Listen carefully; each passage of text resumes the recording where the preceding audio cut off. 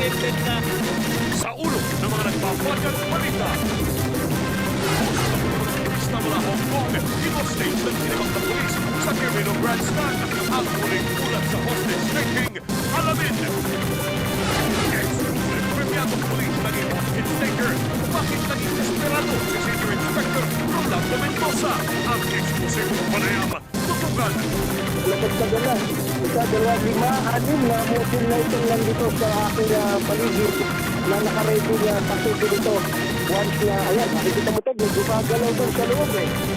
Hindi ko lang ma-identify kung ano yung body niya. Pero ayun, may gumalaw na naman ito. Parang tao ba yun o hinahangin na papel, no? Kaya sabi nila parang hinahangin na papel daw yun. Sila sa bandang harap. Ating kasamang si Julio o iba pang reporter, sila doon sa paasin yun.